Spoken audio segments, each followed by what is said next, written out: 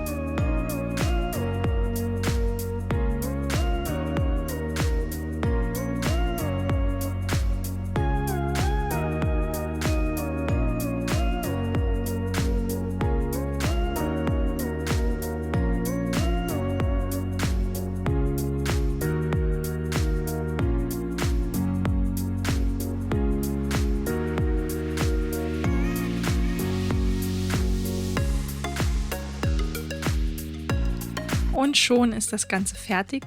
Ihr seht, es geht wirklich ganz einfach zu falten und eigentlich auch relativ schnell. Ich habe jetzt hier nur so ein blaues Blatt Papier genommen, damit man die Falten und die ganze Faltanleitung besser zeigen kann. Ihr werdet gleich noch 2 Varianten sehen mit bemustertem Papier. Es ist da wirklich keine Grenzen gesetzt, was für Papier ihr nehmt. Hauptsache, ihr könnt es falten. Ihr könnt auch Karton nehmen, Fotokarton, was weiß ich. Bunt, wie es euch gefällt.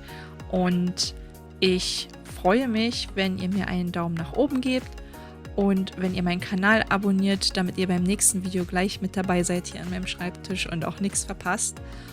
Und hier sind die 2 anderen Varianten, von denen ich eben gesprochen habe.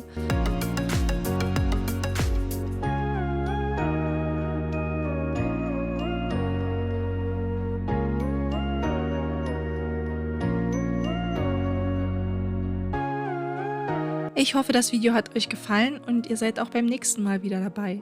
Bis dahin, tschüss!